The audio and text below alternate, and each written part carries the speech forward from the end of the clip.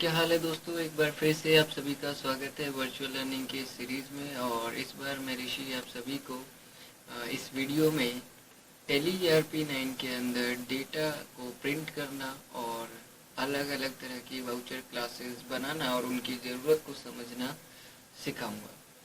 Normally tele के अंदर हम किसी भी डेटा का प्रिंट निकालते समय अलग अलग तरह के ऑप्शंस को फेस करते हैं और कौन सा ऑप्शन किस तरह से काम करता है ये समझना ज़्यादा ज़रूरी है कि हम किसी भी तरह के बिल में अपनी कंपनी की एड्रेस डिटेल्स किस तरह से देख सकते हैं, या कंपनी का कोई लोगो यूज़ करना है, अलग अलग कॉपियाँ निकालनी है और भी दूसरे तरह के बहुत सारे काम किस तरह से किए जाते हैं वो हम टेली के अंदर देखेंगे।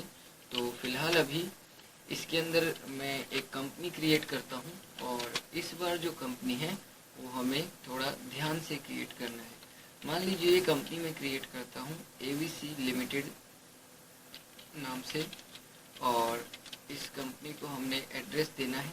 तो एक सिंपल एड्रेस मैंने दिया, मान लीजिए F22/122 sector 3 Rohini new Delhi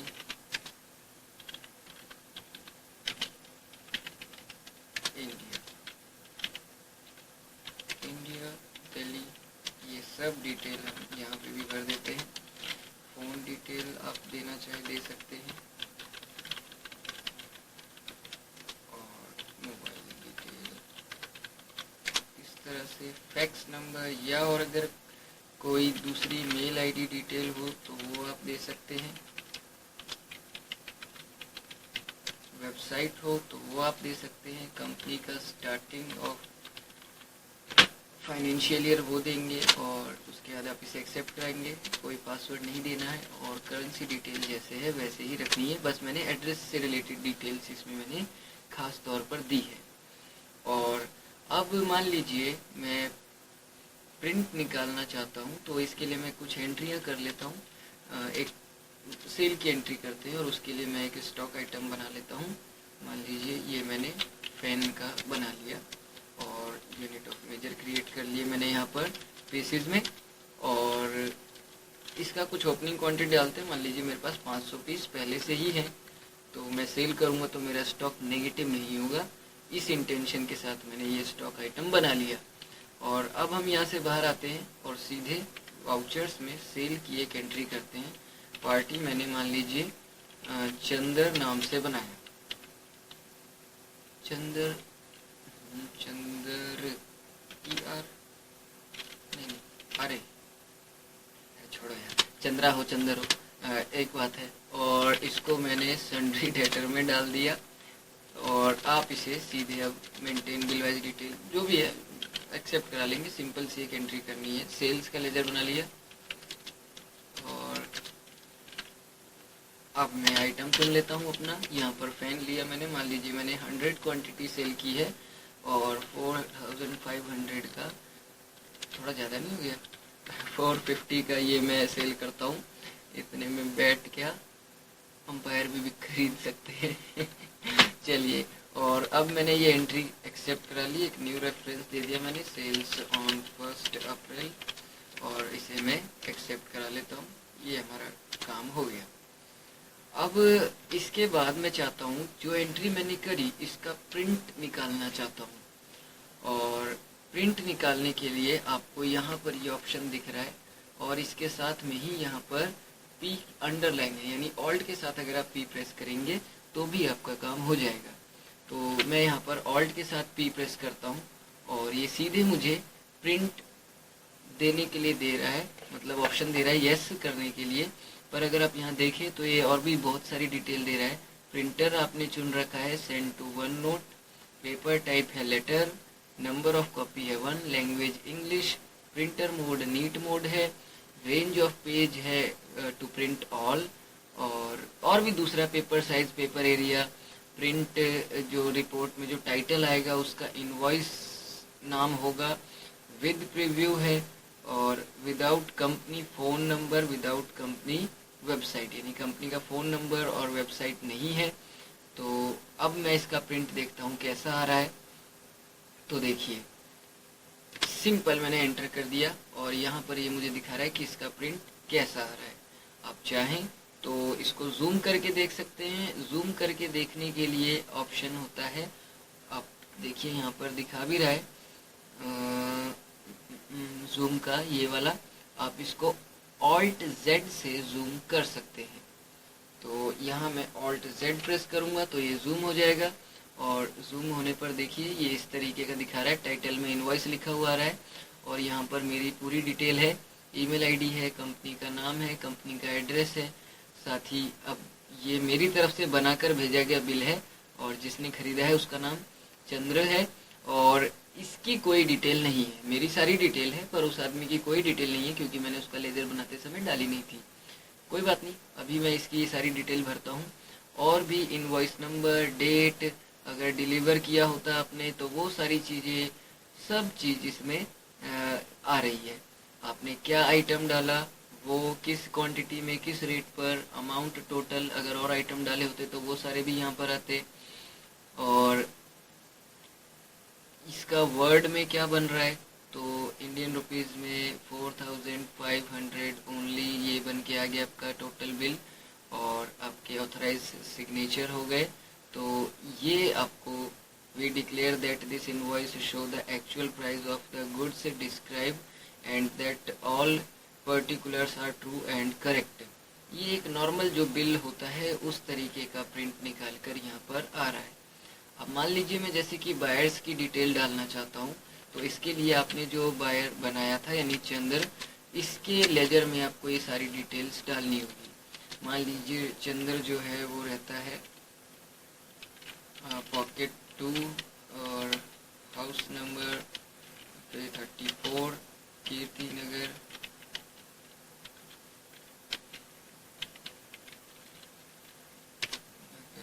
new Delhi.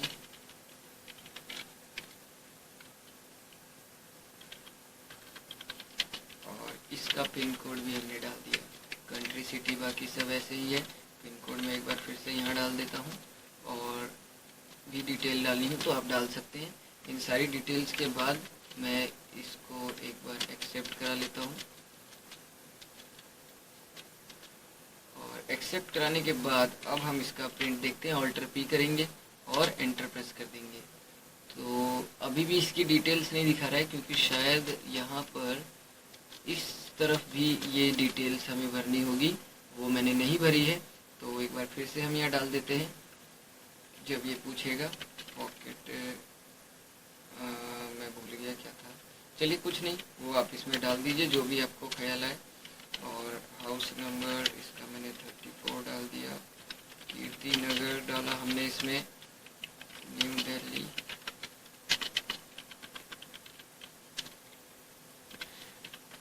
ये सारी डिटेल भरना ज़रूरी होता है, तब जाके ही आप प्रिंट में अपने डीलर का नेम देख पाएंगे। आप इसे यहाँ से एक्सेप्ट करा लेंगे और अब आप इसका प्रिंट लेकर देखिए। ऑल्टर पी करेंगे, यस करेंगे तो अब मैं अगर इसे जूम करता हूँ तो आप देखेंगे तो यहाँ पर वो सारी डिटेल्स आ रही हैं जो मैंने अपने इस बायर के डिटेल में डाली थी और यहाँ मेरी भी सारी डिटेल आ रही है। अब जैसे कि मान लीजिए मैं चाहता हूँ कि मेरी जो कंपनी है इस कंपनी के नाम के साथ साथ इसका लोगो भी यूज़ हो, यानी कि जैसे आपने स्नैपडील, अमेज़ॉन या किसी भी तरह की बड़ी कंपनी का अगर आपने इनवॉइस देखा हो तो उसमें उस कंपनी का लोगो भी होता है। और मैं चाहता हूँ ये काम टैली करे कि जितने भी बिलों के प्रिंट मैं किसी दूसरे आदमी को भेजूँगा उसमें हमारी कंपनी का लोगो भी नज़र आए। तो इसके लिए आपके पास आपकी कंपनी का लोगो होना चाहिए और इसके लिए आपको एक ऑप्शन यस करना पड़ता है। आप F11 प्रेस करेंगे और अकाउंटिंग फीचर्स में ही सबसे नीचे ये ऑप्शन आता है अनेबल कंपनी लोगो ऑप्शन, इस पर आप यस कर देंगे और अब ये पूछता है लोकेशन जहां आपने अपनी कंपनी का लोगो रख रखा है और 3 मैसेज ये देता है कि आपका जो कंपनी का लोगो है वो इस फॉर्मेट में होना चाहिए, यानी BMP बिटमैप इमेज या जॉइंट पिक्चर एक्सपर्ट ग्रुप ये होना चाहिए, JPG में होना चाहिए। साइज जो है वो 90 6x80 पिक्सल का होना चाहिए, यानी 96 पिक्सल, 96 पिक्सल का आपका विड्थ होना चाहिए और 80 पिक्सल का हाइट होना चाहिए। कंपनी का लोगो हर तरह के वाउचर में नहीं मिलेगा, कुछ खास तरह के वाउचर में मिलेगा, जैसे सेल्स की एंट्री हो गई, रिजेक्शन आउट की एंट्री हो गई, या डेबिट नोट क्रेडिट नोट की एंट्री हो गई। इन सब में ही लोगो यूज़ होगा, बाकियों में नहीं होगा। तो हमें सबसे पहले तो अपना लोगो रेडी करना है, और उसको रेडी करने के लिए मैं यहाँ पर बना लेता हूँ, आपको बनाकर दिखाता हूँ कि किस तरह से बनाना है। यहाँ पर आप कोई भी फ़ोटो एडिटर ओपन कर लेंगे, पेंट या इसके जैसा कुछ भी, और मान लीजिए मैं अपनी कंपनी के लोगो में ये जो साइन आ रहा है ना, ये यूज़ करना चाहता हूँ। तो इसके लिए आपके कीबोर्ड में एक ऑप्शन होता है, प्रिंट स्क्रीन का एक बटन होता है, उसको आप प्रेस करिए और फिर आप स्क्रीन पे क्लिक करके यहाँ पर पेस्ट पे क्लिक कर देंगे। तो देखिए ये इस तरह से जो भी स्क्रीन पे आ रहा था वही पेपर पे पेस्ट हो गया है। अब मैं इसे सेलेक्ट करता हूँ इस तरह से, इतना ही मुझे चाहिए, तो मैंने इतना सेलेक्ट कर लिया और अब आप यहाँ से इसे क्रॉप कर देंगे। क्रॉप करने पर जब आप यहाँ पर माउस रखते हैं ऐसे, तो नीचे ये इस तरफ स्टेटस बार में बता देगा कि इस पिक्चर का साइज कितना है। ये 50 विड्थ है इसकी और 41 हाइट है, यानी जो साइज चाहिए होता है उसके हिसाब से ये बिल्कुल परफेक्ट है। अब इस फाइल को मैं सेव करता हूँ, और सेव करने के लिए हम कंप्यूटर में आए और मान लीजिए मैं ई ड्राइव में आया, और ई ड्राइव में इस लोकेशन पे मैंने इसे सेव कर दिया। नाम दिया मैंने लोगो ही नाम दे दिया, और यहाँ से इसका फॉर्मेट आपको चुनना है, या तो जेपीजी, बिटमैप में, इन तीनों में से कोई भी एक फॉर्मेट आप ले सकते हैं। मैंने फ़िलहाल जेपीजी ले लिया, और जेपीईजी है लेकिन दिखेगा ये पिक्चर में जेपीजी के तौर पर। आप इसे सेव कर देंगे, और फिर टेली में जब ये लोकेशन पूछेगा तो आपको वही लोकेशन डालनी है जो उस फोटो की लोकेशन है, यानी कि कंप्यूटर में आइए और ई ड्राइव में आइए, यहाँ पर ये लोगो है, इस पर क्लिक करिए, राइट क्लिक करिए और प्रॉपर्टी में आइए। प्रॉपर्टी में बता देगा कि इसकी लोकेशन क्या है, किस एड्रेस पे ये पड़ा हुआ है, यानी इस एड्रेस पे पड़ा है, ये कंप्यूटर में ई ड्राइव में है। इतना आपको टाइप करना पड़ेगा। उसके बाद आपको आपकी कंपनी का नाम टाइप करना पड़ेगा, और उस नाम के बाद आपको ये फॉर्मेट टाइप करना पड़ेगा। तो यहाँ हम टेली ओपन करेंगे, यहाँ मैंने डाला ई ड्राइव का साइन लगा दिया, और नाम है मेरे लोगो का लोगो ही .jpg, ये मैंने पूरा डाला, एंटर किया। अगर एक्सेप्ट का ऑप्शन आ गया, मतलब वो जो फाइल आपने बताई है फोटो वाली, वो फाइल टेली को मिल गई। अब आप इसे यहाँ से एक्सेप्ट करा लेंगे, और मैं वही एंट्री खोलता हूँ और प्रिंट के ऑप्शन पे जाने के लिए ऑल्टर पी करता हूँ और यस कर देंगे। तो अब अगर आपको मैं जूम करके दिखाऊं तो आप देख सकते हैं यहाँ पर कंपनी का लोगो भी हमारे एड्रेस और दूसरी डिटेल के साथ में लगकर आ रहा है। इस तरह से हम अपने किसी भी तरह के इनवॉइस को प्रिंट निकालते समय इस लोगो का यूज़ कर सकते हैं। एस्केप से आप यहाँ से बाहर आ जाएंगे, जूम भी कम हो जाएगा। अगर आपने गौर किया हो तो जब आप ऑल्टर पी करते हैं तो इस तरफ यहाँ इस साइड बहुत सारे ऑप्शंस हैं। ये सारे ऑप्शंस क्या है, इसको हम एक एक करके समझते हैं। सबसे पहला ऑप्शन है प्रिंट लैंग्वेज का, जिसके लिए ऑल्टर एल का शॉर्टकट दिया गया है। यहाँ पर ये एक मैसेज दे रहा है मुझे, Tally ERP9 is running on educational mode, यानी कि जिस टेली को आप यूज़ कर रहे हैं वो एजुकेशनल मोड में चल रहा है। Use a valid licence to complete this section, यानी कि अलग अलग लैंग्वेज में प्रिंट तो निकाला जा सकता है, लेकिन किसी भी दूसरी लैंग्वेज में प्रिंट निकालने के लिए, इंग्लिश को छोड़कर किसी भी दूसरी लैंग्वेज में प्रिंट निकालने के लिए आपको टेली का लाइसेंस वर्जन लेना पड़ेगा, उसे आपको परचेज करना पड़ेगा।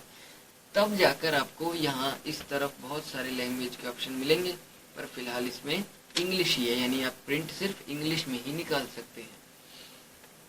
फिर है ये ऑप्शन नो प्रीव्यू का, यानी कि अगर अभी आपने देखा हो तो जो ये मैं प्रिंट करने के लिए कहता हूँ तो पहले इसका एक प्रीव्यू दिखता है और फिर प्रिंट होता है। तो अगर आप चाहते हैं कि प्रीव्यू ना दिखे और जो कंप्यूटर से आपने प्रिंटर कनेक्ट कर रखा है उससे प्रिंट निकले, तो आप इसको नो प्रीव्यू कर देंगे। इसके लिए आपको ऑल्टर आई करना है। तो अब अगर आप प्रिंट करने के लिए कहेंगे तो कोई प्रीव्यू नहीं आएगा। ये ऑल्टर आई से अब आप चाहें तो दोबारा से प्रीव्यू वाला मोड ओपन कर सकते हैं। विद प्रीव्यू हो गया, नो प्रीव्यू हो गया, विद प्रीव्यू हो गया। जब नो प्रीव्यू आए इसका मतलब विद प्रीव्यू चल रहा है, जब विद प्रीव्यू आए इसका मतलब नो प्रीव्यू चल रहा है। और ये है एक टाइटलिंग। टाइटलिंग यानी कि अभी आपने देखा हो तो आपके बिल के ऊपर इनवॉइस लिखा हुआ आ रहा था, लेकिन अगर आप चाहते हैं आपका ही कोई बताया हुआ श्लोक लिखा हुआ है या आपका ही स्लोगन कोई लिखा हुआ है तो वो आप इसमें डाल सकते हैं। जैसे मैंने ऑल्टर टी किया तो टाइटल में मैं इनवॉइस ना देकर मैं जैसे कि डालता हूँ ओम ये, और सब टाइटल भी अगर आप देना चाहें तो कुछ दे सकते हैं। यूज विद कंपनी नेम यानी कि प्रिंट में कंपनी का नाम, एड्रेस और company identification number, phone number चाहिए या नहीं। अभी तक तो बिना फ़ोन नंबर के आ रहा था। वेबसाइट तो खैर मैंने डाली ही नहीं। अगर आप वेबसाइट की प्रिंट में देखना चाहते हो तो आप इसे यस कर सकते हो। डेट, नंबर, प्रिंट पेज के नंबर वगैरह तो वो सब आप इसमें यस और नो भी कर सकते हो। अब आप इसे प्रिंट निकाल कर देखिए, जूम करिए, देखिए वहाँ पर ऊपर टाइटल में लिखा हुआ आ रहा है। साथ ही साथ अब कॉन्टैक्ट डिटेल भी आ रही है क्योंकि मैंने फ़ोन नंबर का ऑप्शन भी चालू कर दिया है। ईमेल डिटेल चालू नहीं की है, अगर वो कर दिया हो। ईमेल तो कर रखा है, मतलब वेबसाइट का नहीं कर रखा है, तो वेबसाइट का आप चाहें तो कर सकते हैं, ना चाहे तो छोड़ सकते हैं। टाइटलिंग के ही बाद जो अगला ऑप्शन होता है वो होता है पेज नंबर्स का, जिसे हम कंट्रोल जी से चालू कर सकते हैं। यहाँ आपको बताना है पेज नंबर स्टार्ट फ्रॉम, यानी कि आपको प्रिंट करते समय पेज का नंबर कहाँ से शुरू करना है। तो जैसे कि मान लीजिए मैं 11 प्रिंट पहले ही निकाल चुका हूँ और अब मुझे 12 प्रिंट निकालना है। 12वें प्रिंट से range of page to print, यानी कि कितने पेज आपको एक रेंज में प्रिंट कराने हैं। तो मैं यहाँ पर ऑल देता हूँ, ऑल ही चुन लेंगे और अब आप इसे एक्सेप्ट करा के देखिए। तो जूम करने पर अब आपके जो टाइटल है उसके साथ पेज नंबर भी लगा हुआ आएगा। एक बार डाला गया टाइटल सिर्फ एक ही बार काम करता है। अगर आपने प्रिंट हटा दिया तो दोबारा से अब आपको दोबारा टाइटल डालना पड़ेगा, दोबारा से पेज की सेटिंग करनी पड़ेगी। एक होता है प्री प्रिंटेड। प्री प्रिंटेड में क्या है, अगर आप इसको यूज़ करते हैं यानी ऑल्टर आर करते हैं, इसका मतलब ये कि जो प्रिंट आएगा वो बिना लाइनों के आएगा, ना तो सेपरेट रो होंगी और ना ही सेपरेट कॉलम होंगे।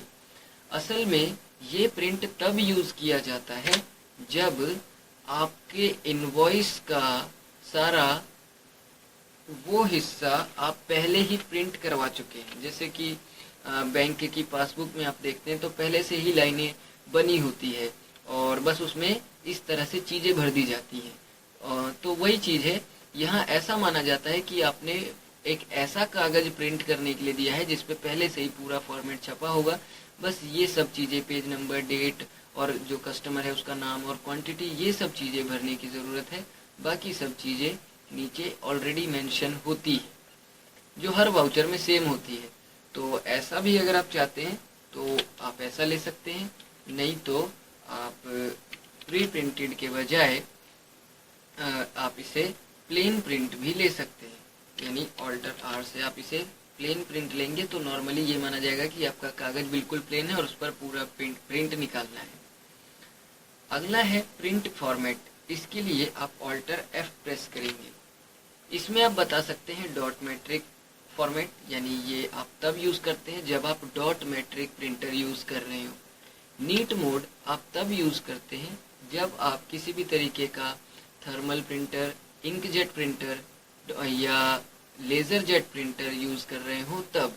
और ड्राफ्ट क्वालिटी प्रिंटर आप तब यूज़ करते हैं जब कोई ऐसा प्रिंटर हो जो रील में प्रिंट दे। जैसे कि मान लीजिए आपका बिल बहुत बड़ा है और आप चाहते हैं वो पन्नों पर नहीं बल्कि जिस तरीके से स्लिप होती है, एक रील में लिपटे हुआ कागज़ होता है, उस तरह के ऊपर आपको प्रिंट देना है तो आप ये मोड यूज़ कर सकते हैं। पर उस तरह का प्रिंटर भी होना चाहिए। आमतौर पर इंडस्ट्री में नीट मोड का ही इस्तेमाल किया जाता है। अगला है कॉपीज, जिसके लिए आपको ऑल्टर सी करना है। तो ऑल्टर सी करके आप इसमें बता सकते हैं कि आपको कितनी कॉपी चाहिए, और टाइप ऑफ कॉपी भी बता सकते हैं कि क्या ये ओरिजिनल है, क्या ये डुप्लीकेट है, क्या ये एक्स्ट्रा कॉपी है, या क्वाड्रुप्लीकेट है, या ट्रिप्लीकेट है, यानी कि इसकी पहली कॉपी है या दूसरी कॉपी है या तीसरी कॉपी है या चौथी कॉपी है। ये सब चीज़ें आप इसमें बता सकते हैं। जैसे कि मैंने चुन लिया डुप्लीकेट, और अब आप इसका प्रिंट निकाल कर देखिए तो इसमें अलग से ही आपको डुप्लीकेट लिखा हुआ नज़र आ जाएगा इस बिल के साइड में, यानी इसका ओरिजिनल किसी और के पास है और ये एक डुप्लीकेट कॉपी है।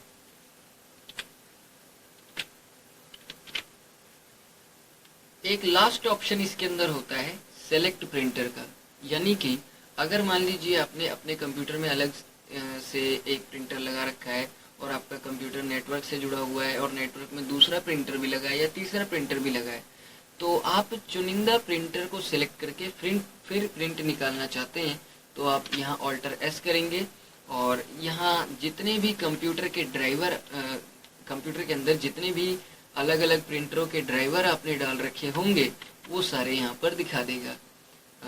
अगर आप किसी को फैक्स करना चाहे तो वो भी आप कर सकते हैं। सेंड टू वन नोट एक एप्लीकेशन होती है, उसमें भी प्रिंट प्रीव्यू की तरह प्रीव्यू दिखा देता है अगर आप ये करेंगे तो। नहीं तो अगर आपने अपने कंप्यूटर में प्रिंटर का ड्राइवर इंस्टॉल कर रखा हो तो उसका नाम दिखा देगा, उसे आप चुन लेंगे तभी आपका प्रिंटर प्रिंट निकालेगा। और ये सारे ऑप्शन थे जो आपने देखे अलग अलग।